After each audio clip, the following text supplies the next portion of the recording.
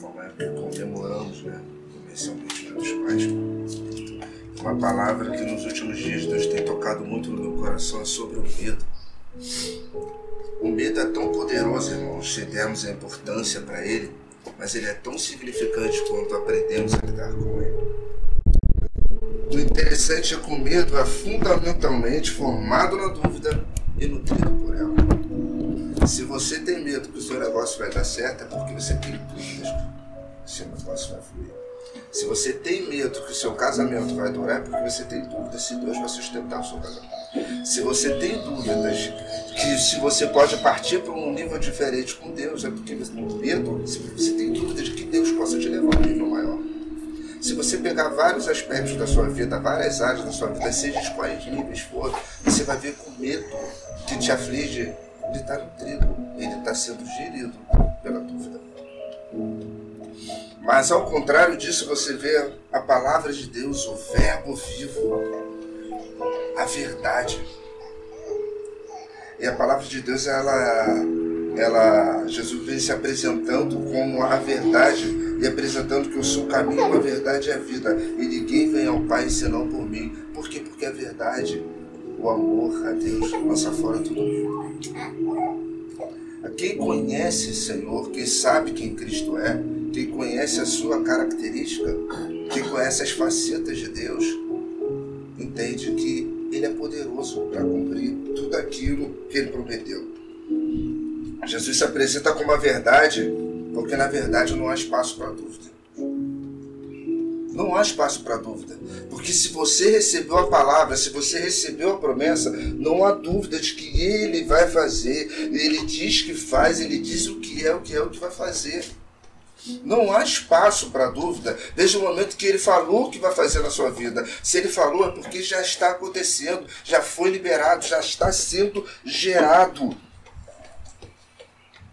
Irmãos, quando Deus Ele coloca a verdade em nossos corações e a gente dá acesso a essa verdade, a gente deixa essa verdade fluir em nossos corações, não há espaço para dúvida.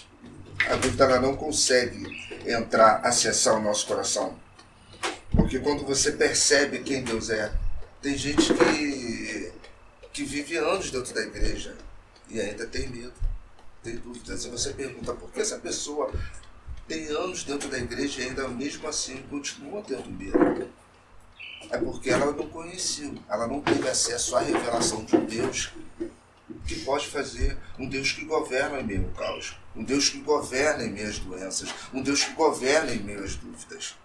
Ele pode conhecer um Deus que prospera, ele pode conhecer um Deus até que cura, um Deus que faz milagre, mas ele não conhece o Deus que pode gerir a sua vida em meio ao caos. Que ele possa fazer, renascer tudo aquilo que você um dia outrora possa achar que tenha perdido. Eu estava lendo um livro e uma frase que me chamou a atenção é que para eu sentir medo, conhecendo quem Deus é, eu tenho que esquecer quem Deus é. E essa frase me chamou a atenção. Para eu ter medo, conhecendo quem Deus é, eu preciso esquecer quem Ele é. Porque quando você conhece verdadeiramente o Deus que você serve, você não tem medo, você não tem dúvidas de que Ele vai fazer. Irmãos, o teu futuro é uma festa surpresa que Deus está preparando. Você não sabe a rota, você não sabe o caminho, mas você sabe que é uma festa preparada para você. E que quando Deus está esperando você chegar lá. Essa festa surpresa está pronta. O seu futuro não é porque você não chegou na festa, não sabe como é que ela é, que o futuro é incerto. O teu futuro não é incerto, irmãos. Ele só é desconhecido. Esse é o problema que trava muita gente dentro da casa do Senhor. É por não saber. O meu futuro não é incerto. Tem até a letra de canção que diz: o meu futuro é incerto. Não, o seu futuro é desconhecido. Há uma festa preparada. O teu futuro está preparado. Deus está te esperando nele. Ele não é incerto. O problema é que você precisa acessar as suas promessas. E quais são as promessas? Você sabe qual é as suas promessas? O entendimento de quem serve a Deus, o entendimento de quem Deus é, você entende que Deus não é pego por qualquer circunstância. Deus não é pego de surpresa por circunstância. Deus não é pego de surpresa por variações de coisas que possam acontecer. Deus não muda, irmãos. Deus é imutável. Ele não é pego de surpresa em estação nenhuma. Quem somos pegos de surpresa? Quem é pego de surpresa somos nós. Ele não muda. Ele é invariável em no seu caráter. Ele não varia. Ele é um Deus que não muda. Não vai mudar. Um convite para que eu possa saber e gerir as dúvidas que há no meu coração é saber as promessas que tem sobre a minha vida. Você conhece as promessas que Ele tem sobre a sua vida? Você sabe quais são as promessas? Porque se você não souber quem é a promessa, você não sabe quem é o seu Deus. Irmãos, eu não sei o que Ele vai fazer, eu não sei como vai ser, mas eu sei que vai ser melhor do que foi e vai ser melhor do que eu estou vendo hoje. Porque quando eu creio, eu não tenho dúvida de que o que foi ontem vai ser melhor hoje e amanhã vai ser melhor ainda. Porque Ele falou que vai fazer. Ele é o Deus que faz e que gera milagres aonde não existe. O melhor de Deus ainda está por vir. Essa frase é muito bonita. Mas o que está por vir? Você sabe o que tem por vir? Você sabe daquilo tudo que Deus possa fazer? E uma das frases que Deus foi gerando dentro do meu coração é que só porque eu não sei o meu futuro, eu não tenho direito, irmãos, de duvidar dele. Só porque eu não sei como vai ser, não sei como é. Ataí Paulino nunca sabe qual vai ser a carinha dele, se vai parecer mais com o pai. Pablo e Mila não sabe se vai parecer mais com o pai, vai parecer com a mamãe. Você sabe que está sendo gerado ali, que vai acontecer, que o momento certo vai nascer. Assim são as promessas, assim é o milagre. É você gerando, olhando, eu não sei como vai ser no seu rostinho, eu não sei o tom da voz, eu não sei como é que ele vai fazer, se ele vai gostar, se ele vai querer ser militar igual a mãe, se ele vai querer ser lutador igual o pai. Eu não sei como é que ele vai ser, mas ele vai nascer. É assim que Deus faz. O nosso futuro, as nossas promessas, elas são geradas desde o momento que nós entendemos quais são e quem são elas mediante a Deus. Não confiar em Deus ou não confiar nas promessas de Deus, irmãos, é fundamentalmente desconfiar do caráter daquele que fez a promessa. O mais triste que o meu caminhar com Cristo é ver gente duvidando das promessas de Deus. Deus tem uma promessa contigo inteira, irmãos. Ah, será? Eu duvidar das promessas, eu estou duvidando daquele que fez a promessa, do caráter daquele que fez a promessa. Se você duvidou, se eu prometi algo para a Júlia que gerou desconfiança na Júlia, é porque ela desconfia do meu caráter. Ela não confia no caráter daquele que fez a promessa.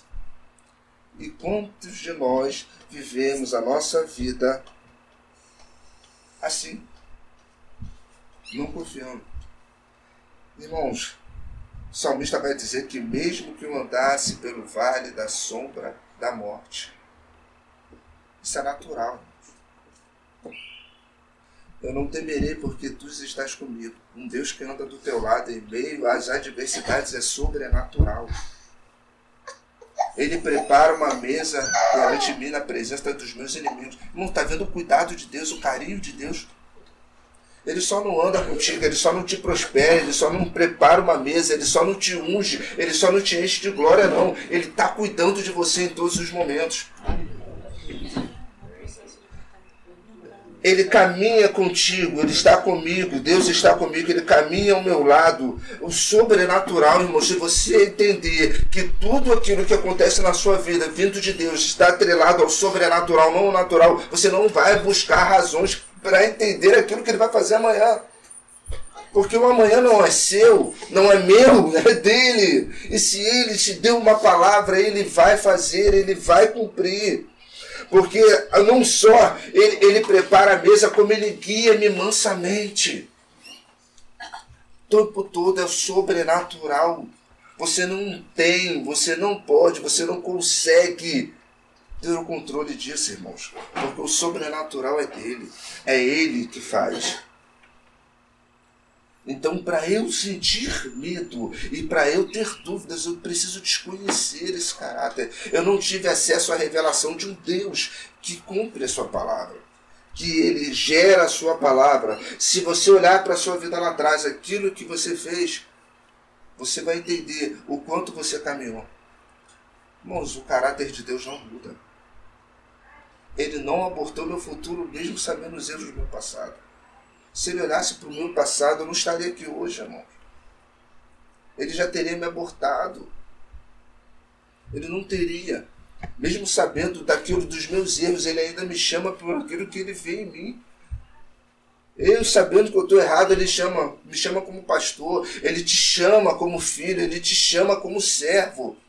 Mesmo sabendo de todos os seus erros, ele é um Deus imutável, o caráter dele não muda, independentemente dos nossos erros. Judas sentou à mesa com ele e beijou, com um beijo você trai o filho do homem. A desconfiguração do caráter de Judas não mudou o caráter de Jesus. Mesmo sentando à mesa, mesmo sabendo que ele o atrair, ele ainda o chamou de amigo. Mesmo sabendo que a gente erra, saindo daqui, recebendo uma palavra, uma promessa, você passa por aquela porta com um turbilhão de dúvidas, ele continua mantendo a palavra da promessa sobre a tua vida. Amém. Glória a Deus. Porque o caráter dele não muda, independentemente da variação do nosso caráter, independentemente dos nossos erros, ele não muda. Judas olhou nos olhos dele e ele deu oportunidade. Quantas vezes Jesus faz isso conosco, irmãos? Quantas vezes recebemos uma palavra, recebemos uma advertência, recebemos um sinal de Deus e mesmo assim falhamos, e mesmo assim erramos, e Deus mesmo assim nos chama de amigo. O caráter dele, nossa discussão de caráter não muda o caráter de Cristo, não muda o caráter de Deus. O teu erro, os nossos erros não mudam as promessas, a palavra dele. Tem uma canção que diz que tem promessa não morre. Ou até foi uma discussão entre os amigos. Quem tem promessa morre, irmão? Vocês, quem concorda que quem tem promessa morre? Ou quem tem promessa não morre? A pessoa pode Todo mundo morre, né? Não, mas quem tem promessa morre? morre. Eu quero saber. Pra vida eterna. Quem tem promessa morre? Fisicamente pode morrer. Sabe qual é o maior problema? É você achar que tem promessa, ver a promessa, olhar para ela, mas o problema é não ter acesso a elas. E como é que eu acesso essas promessas? Os 3 passos. Irmãos, o mais interessante é que a Bíblia em Números 13 vai contar sobre a história de alguns homens. O mais interessante é que eu tive a oportunidade de encontrar um amigo que ele escreveu uma canção muito bonita, Homens a Alguns Passos da Promessa. Um povo andou sobre 40 anos no deserto, irmãos. E quando chegou perto da promessa, eles tiveram medo dela. O mais interessante é que eles caminharam 40 anos esperando uma terra chamada o quê? Terra Prometida. O mais interessante, irmão, que só o nome dela chega a ser ironia de Deus. É a terra prometida. Eu não conquistei nada, eles não plantaram nada, eles não compraram nada. A terra era e eles duvidaram. O mais interessante é que tem promessas que você não vou comprar nada, você não fez nada, mas você ainda está duvidando daquilo que Deus preparou para você. Esse é o mais interessante. E o problema é que você tem que saber quais são as suas promessas. O primeiro passo é você saber quais são as suas promessas e andar em direção a elas. É o segundo passo. E se apossar delas. Você precisa se apossar daquilo que Deus te entregou. E como é que eu faço isso? É você entendendo que se Ele falou que você é, você é. Eu não sei. Irmãos, Davi, ele não falava que era rei. Mas depois que ele recebeu um som na sua cabeça, ele andava com Ele se posicionava como um rei, ele lutava como um rei. Tanto que ele não precisou falar. Saul mata milhares, Davi mata 10 milhares. Ou seja, eles vão enxergar em você quando você se posicionar e tomar posse dela. Tomar posse da promessa, tomar posse daquilo que ele já preparou para você. Se ele falou que você é, você vai ser, mas você precisa andar em direção a ela, sabendo quem ela é. Você vai ter, sabendo o primeiro passo, é você saber quais são as suas promessas. Segundo é você andar em direção, e terceiro é você tomar posse. Quem só toma posse é aquele que está direcionado, aquele que está na direção certa da promessa. O maior problema é as falsas linhas de chegada. Pode parecer com a promessa, pode ter o cheiro da promessa, pode estar no lugar da promessa, mas não é ela ainda. O inimigo é especialista nisso. As falsas linhas de chegada. Pode parecer, irmãos, mas está na mesma direção? É aquilo que testificou no teu coração, Senhor, é isso? Não, não é. Essa palavra Deus me deu, eu estava conversando com um rapaz, que ele estava falando sobre casamento, e ele estava fazendo a seleção de mulheres. Eu falei, velho, cuidado com a falsa linha de chegada. Isso veio na hora. Eu falei, Senhor, entendi. Porque ele via algumas características, e uma que faltava na outra. Eu falei, você vai montar um Lego de mulheres. Você vai montar um Lego, e mesmo assim vai virar um monstro, porque você não vai conseguir tudo que você está fazendo.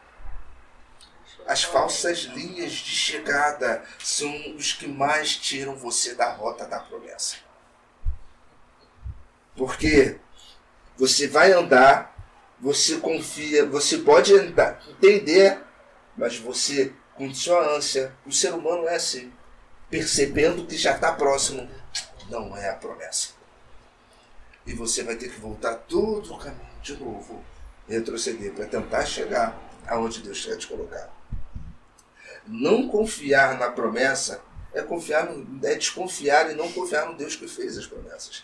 Isso aconteceu lá em Números 13, se você puder abrir a sua Bíblia em Números 13, lá no versículo 30.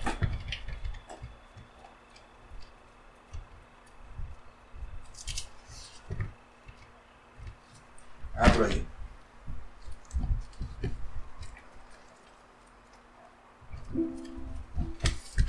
Números 13, versículo 30.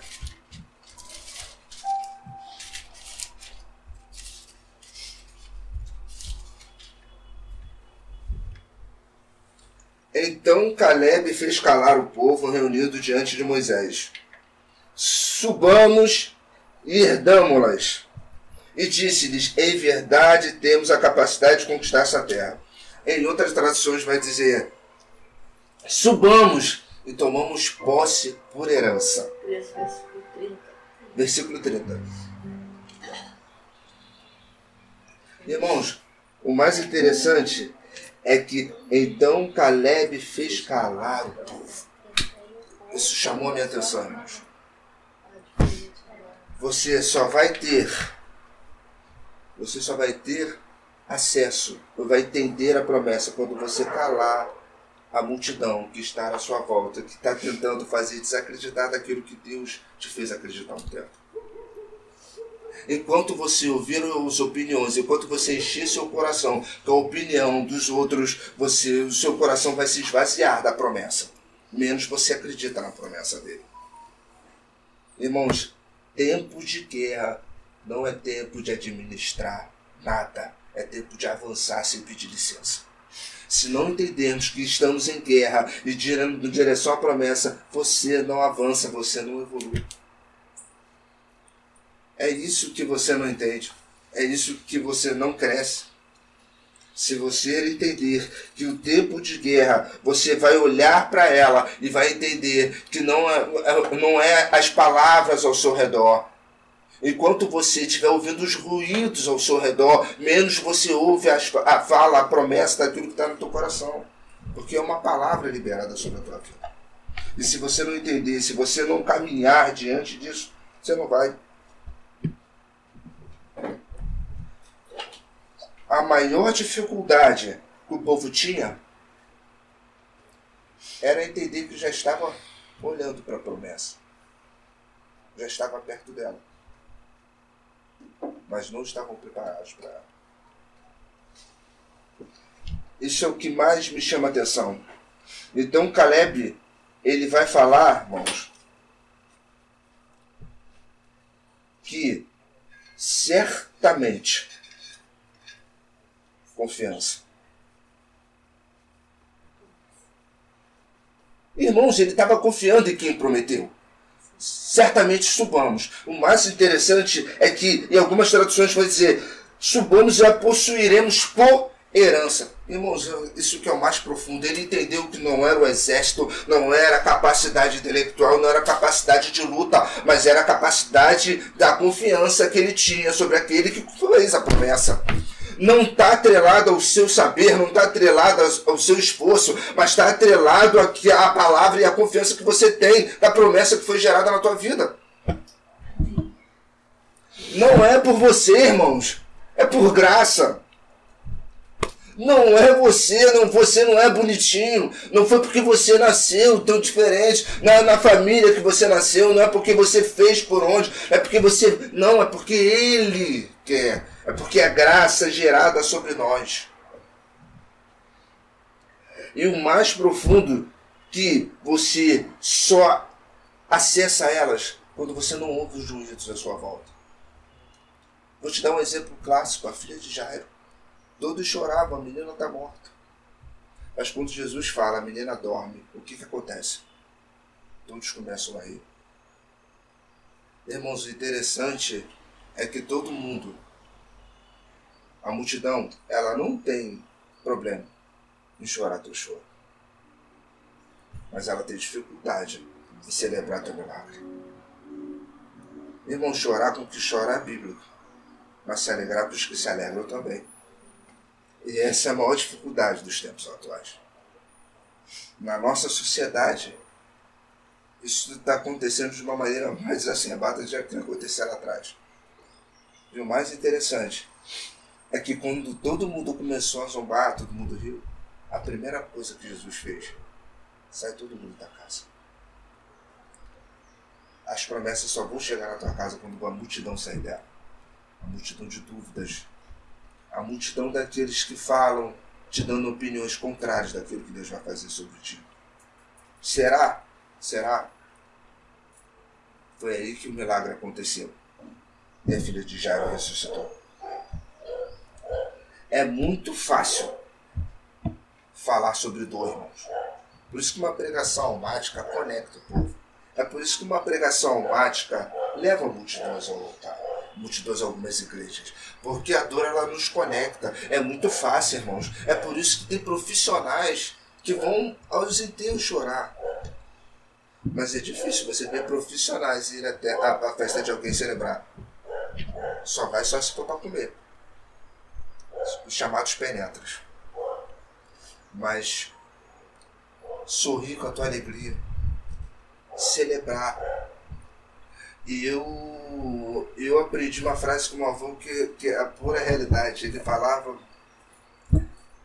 uma frase séria de um homem que não tinha muito estudo. É tão fácil eu enterrar teus mortos, mas é tão difícil ver você subir degraus e aplaudir a sua conquista. É muito difícil, irmãos. Você olhar para alguém e ver que aquela pessoa que um dia você bateu no ombro e falou, fica aí que eu estou subindo, te espero lá em cima. E no meio da escada, irmãos, você ainda não chegou no topo. Você vê essa pessoa subindo e você aplaudir. É difícil. É difícil. Por isso que a dor, ela conecta as pessoas. Elas fazem com que as pessoas fiquem mais conectadas. Mas para você receber a herança e tomar posse dela, você precisa não, como eu disse, conhecer ela. Porque quem não sabe a herança que tem, irmãos, é como alguém que não carrega herança nenhuma. O que o mais interessante é que para você ter acesso à herança, você precisa ter maturidade. Gálatas, no capítulo 4, vai dizer, mas digo que o herdeiro, enquanto menino, em nada difere de um escravo, embora seja senhor de tudo.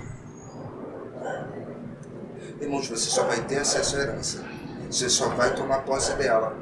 Não só sabendo como ela é, mas tendo maturidade. O problema não é você estar preparado ou não. É você ter a maturidade para tomar posse da herança. Vou ler de novo, Gálatas, capítulo 4, versículo 1. Mas digo que o herdeiro enquanto menino nada difere do escravo, mesmo sendo dono de tudo. Nos quanta gente passa uma vida vivendo uma vida de escravidão, porque não teve a maturidade para ter acesso à promessa. Tem gente que já está na terceira geração da sua família e ainda não viu a herança acontecer sobre a sua vida, porque ainda não tem maturidade. Irmãos, o camarada ele pode ser um excelente motorista, mas se ele for um menino, ele vai causar um acidente. Ele pode ser um baita empresário, mas se ele for menino, ele falha a empresa. Em diversos aspectos da sua vida, você precisa ter maturidade. Não é diferente com Deus. Quando o pastor falou sobre a hierarquia no céu, os princípios que regem o nosso mundo, irmãos. Princípios são fundamentados em Deus. Ele começou no céu. É tão forte isso que nada vai mudar. Os anos passam, as gerações mudam, mas esses fundamentos continuam sendo os alicerces morais da nossa sociedade. E não vão mudar. Não depende de mim, não depende de você. Não muda, porque foram formatados por um Deus que criou o mundo. E ele é imutável.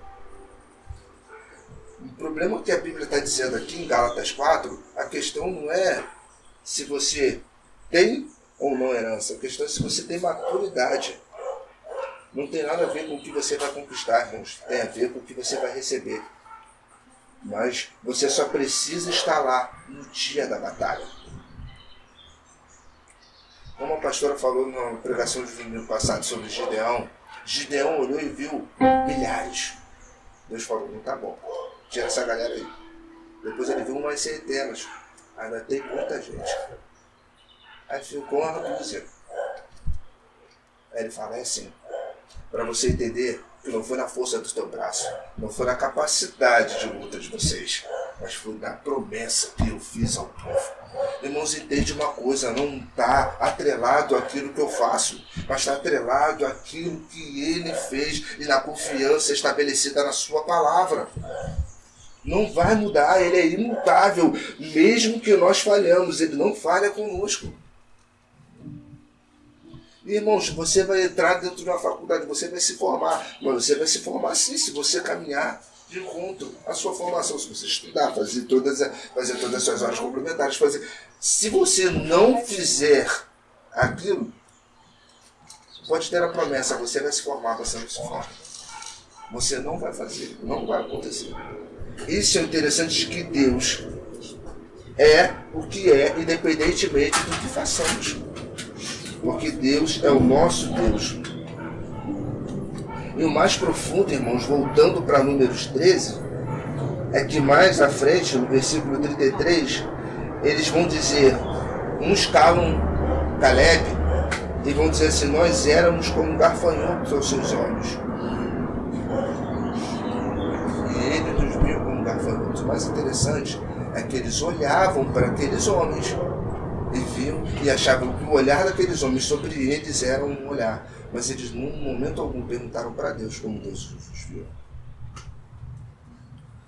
Quantas vezes você está olhando para as circunstâncias dessa forma? Senhor, eu não tenho condições. O maior problema é a gente procurar no espelho respostas naturais para aquilo que é o sobrenatural sobre a nossa vida. Se você olhar para o exército, eles olharam para o exército inimigo e olharam para o exército deles e fizeram a comparação. Mas ele, em momento algum, olhou para Deus, perguntou para Deus qual era o olhar de Deus sobre eles. Será que não é aqui que cometemos um grande erro? É sempre olhar para a circunstância atual, tentando ver a fotografia do futuro. Irmãos, não adianta, isso não vai, não casa. E como eu sempre falo, se a sua realidade de hoje espelhar o seu futuro, não é promessa, não é Deus, irmãos, é consequência. Se você olhar para a tua realidade hoje e ela estiver espelhando uma promessa, aquilo que Deus vai te dar, não é promessa. É consequência, porque o que Deus faz é sobrenatural. A realidade daquilo que Deus tem para a nossa vida é muito mais daquilo que pensamos, daquilo que imaginamos, daquilo que sonhamos. Ele sempre tem mais, ele superabunda muito mais daquilo que a gente possa imaginar. É isso que Deus faz. Se eu olhar para essa garagem hoje, eu não vou ver aquilo que Deus já me mostrou. Se eu olhar para essa garagem hoje, irmãos, eu não vou entender, eu vou desacreditar naquilo que ele falou. Eu vou desacreditar no complexo que ele me mostrou. Talvez você, se eu começar a falar daquilo que ele me mostrou, eu vou falar na realidade de hoje, eu não vou começar a desacreditar daquilo que ele me mostrou. Se ele me mostrou um telão, ele me mostrou diversas pessoas das quais eu nem vi o fim.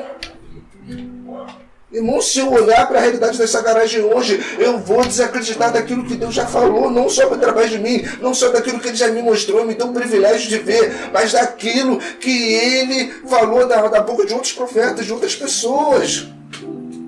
Não tem a ver, irmãos, com aquilo que eu vou fazer, daquilo que o pastor Adriano vai fazer, mas está dependendo daquilo que nós acreditamos que ele fará. Não se trata daquilo que o Kleber vai fazer, do que a pastora Cátia vai fazer, mas daquilo que Deus vai fazer através da sua palavra. Nessa igreja, se ele disse que vai fazer, ele vai fazer. A promessa, irmãos, é a chave que abre a porta do milagre da nossa herança. Irmãos, se você olhar, se você reparar uma porta, não sei se vocês já foram em casa de rico. Tem casa de rico que tem porta, irmãos, que só o pé direito é maior que a minha casa. Maior que essa parede aqui. Mas se você notar, o que mais me deixa intrigado é que fundamentalmente as chaves são do mesmo tamanho. Já reparou? A chave não condiz com o tamanho da porta. Você pode pegar qualquer chave. A porta pode ser gigante. Mas a chave, ela praticamente são do mesmo tamanho. E você me pergunta, Kleber, o que você quer dizer com isso? Que não importa o tamanho da porta. Não importa o tamanho do teu milagre. A chave é você crer e acreditar que ele vai fazer, irmãos. A porta pode ser grande, eu não sei o tamanho dela, eu não sei o tamanho da porta, mas a chave está na tua mão e a chave é crer e acreditar que ele fará, que ele vai fazer. Aquilo quando eu recebo, eu já trabalho no que ele já vai fazer, irmãos. Se ele me prometeu uma casa, eu agradeço por ela. Se ele falou que eu vou ser pai, eu já agradeço pelo filho que eu ainda não tenho, porque eu sei que está sendo gerado nele, para sair do sobrenatural para o natural. É isso, é a chave que abre tudo. É crer, é ter fé, irmãos. É não ter espaço para dúvida. Se entendermos o que significa promessa, a gente vai entender o que significa graça. Se você ler lá em Tiago, no capítulo 1, versículo 17, vai dizer que toda a boa dádiva e todo dom perfeito vem do alto, descendo do Pai das luzes, que não há mudança e nem sombra de variação, irmãos. Ele não muda. Esse é o interessante. A porta continua lá. Se você ainda não chegou diante dela, talvez você não teve acesso, é porque você não usou a chave certa. O problema não está no tamanho da chave. Porque as portas, elas invariavelmente, elas têm um tamanho diferente, mas a chave não. A chave, elas fundamentalmente têm o mesmo tamanho. Mas você, que está com ela nas mãos, a porta não se abre sozinha. Nem se você colocar ela na porta, ela não abre sozinha. Para ter acesso, você precisa fazer a sua parte. E não há, irmãos. Se você entender herança, você vai entender que é uma promessa. É dom, vem de Deus, independentemente do que eu faço. Em Romanos capítulo 8, 17 vai dizer assim: somos filhos, então. Somos filhos. Se somos filhos, então somos herdeiros, herdeiros de Deus e co-herdeiros com Cristo, se de fato participamos do seu sofrimento, para que também participamos da sua glória. Irmãos, tu está entendendo? Não é daquilo que você faz. Ele já nos chamou como co-herdeiros de Cristo. Em Salmos versículo 119, capítulo 119, versículo 50 vai dizer: este é o meu consolo no meu sofrimento, a tua promessa traz vida. Quantas vezes a gente vê mortas andando, irmãos, entrando e saindo das igrejas, ou pessoas que vivem conosco, convivem conosco, pessoas mortas, pessoas que não têm sonhos, pessoas que não sonham mais. O salmista traz uma palavra, irmãos, que mexeu comigo quando eu li. Que você vai ver que este é o meu consolo, o meu sofrimento. É que a tua promessa me traz vida. Irmãos, a promessa ela só começa a ser manifestada no meio do sofrimento. Esse é o difícil de nós entendermos.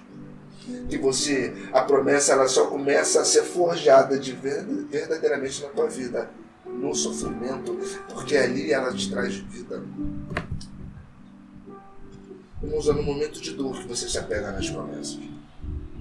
É no momento de crise. É no momento de tudo devastado. O problema é que tem gente que quer morar, quer habitar no meio da dúvida. Tem gente que vive a vida na dúvida. Nunca sabe o que quer. Nunca sabe para onde vai. Não entende para que veio, para onde vai. Tem gente que vive a vida por viver. Tem gente que acorda o dia de hoje só para viver aquilo que ela já viveu ontem. Só para repetir as mesmas coisas. E quando ela é pega no momento de adversidade, irmãos, essas pessoas se entregam. É por isso que a doença do século, chamada depressão, ela tem entrado com muita facilidade no coração, na mente, na vida de muitas pessoas. São pessoas que não se pegam às promessas. São pessoas que não olham para as promessas confiando naquilo que Deus faz. O momento de perda, o momento de luto, a Bíblia vai dizer que é melhor que o momento de festa.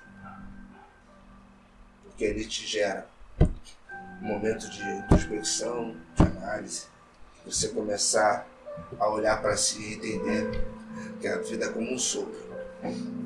Mas a pergunta é: o que você tem feito na sua vida? O que você fez ontem que você vai fazer melhor hoje? E vai aprimorar mais ainda amanhã?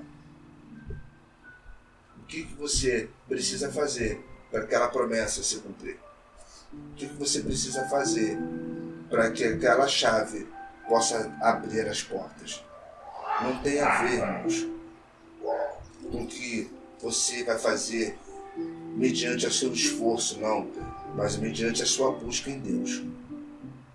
É o que você vai fazer em Deus, não o que você vai fazer naturalmente. É o que você vai fazer diante de Deus. Senhor, o que eu preciso melhorar? É jejuar mais? É pregar mais? É ler mais? O Senhor quer fazer algo sobre a minha vida. Fique atento sobre as falsas linhas de chegada. Pode parecer com a promessa, pode ter o cheiro dela. Pergunte para Deus. Tem gente que está como um povo de Israel. Está há anos esperando uma promessa. Quando está a pouco passo dela, permite com medo. Faça com que essas promessas fiquem mais distantes. Tem gente, irmãos, que está andando em círculos. E a promessa está assim, tá a metros dela. Mas ela anda em círculo, buscando no natural as respostas. Se ela parar e ouvir a voz do Senhor, o sobrenatural pode acontecer na sua vida. Não tome posse, irmãos, daquilo que nasceu. Tem gente que fala: a minha doença, o meu câncer, a minha rinite. Não tome, não é ser, irmãos. Ele levou sobre si todas as nossas dores. Ele levou na cruz, irmãos. Eu não posso tomar posse daquilo que ele já levou sobre ele. Não é meu. É ele tirou sobre mim. Ele já carregou, ele já tirou tudo. Confie nas promessas. Permita que a vida, no meio do sofrimento, do seu sofrimento, talvez você fale: é difícil. Você não sabe o que eu tenho passado. Você não sabe o que eu passei. Eu não preciso saber, irmãos. Cada um tem sua dor. Deus sabe. O mais interessante é que por mais que você duvide, por mais que você erre, por mais que você o negue, Ele ainda continua mantendo as promessas de pé sobre a sua vida. Pedro negou, irmãos, e ele continuou olhando para Pedro com um olhar de amor. E fez Pedro chegar onde ele deveria chegar. Judas teve a oportunidade, mas ele preferiu se suicidar. Quantas oportunidades tivemos no decorrer da nossa vida, da nossa história? Porque se dependesse de mim, do meu passado, eu não estaria aqui hoje. Eu não teria o que eu tenho. Porque constantemente eu tenho diante do altar traído o noivo. A igreja de hoje, infelizmente, é assim, irmãos. Uma igreja que está diante do noivo no altar e mesmo assim está o traindo. É isso que nós fazemos com nossos pecados. Estamos traindo o noivo a cada dia, em vez de estarmos adornados diante do altar esperando o grande casamento. Que possamos entender que aquilo que te causa dor é aquilo que vai gerar vida em você. Entende uma coisa, irmãos? Naquilo que Deus te faz sofrer, ou melhor, naquilo que te traz sofrimento, Deus abre um ministério sobre a tua vida. Se Deus curou de um câncer, começa a orar pelo doente. Se Deus te tirou, se Deus fez você gerar vida, onde você achava que não tinha vida, onde você achava que você era estéril, começa a orar para aqueles que desacreditam nisso. Toda a cura, todo o sobrenatural de Deus gerado sobre a tua vida é o ministério que Deus está gerando sobre você. Então creia nisso, irmãos. Talvez seja difícil você entender isso hoje. Mas quando você superar, você vai entender que Deus quis gerar algo dentro de você e abrir um ministério para que você possa abençoar outras pessoas. Só entende perda, ou melhor, só entende abundância aquele que teve a perda. Só aprende a dar valor às pequenas coisas, aquele que não teve nada. E ensina para os outros. Aquilo que Deus te molda é aquilo que Ele quer ver você crescer. Deus não está te punindo. Não. Você que está olhando para o prisma errado. Ele está tentando gerar em você, fazer com que você cresça, que você evolua. Que nesse dia dos pais sejamos pais melhores a cada dia. Porque é grande responsabilidade transportar uma figura tão forte como a figura de Deus, irmãos. Deus se apresenta como um pai. E Ele é um pai que por muitos anos a igreja não via como um pai. Via como um Deus que vai ter medo, temeroso, um Deus punitivo. Não. Deus é um Deus de amor. Deus é um Deus cuidador, que prepara uma mesa na presença dos meus inimigos. Ele unge a sua cabeça com óleo.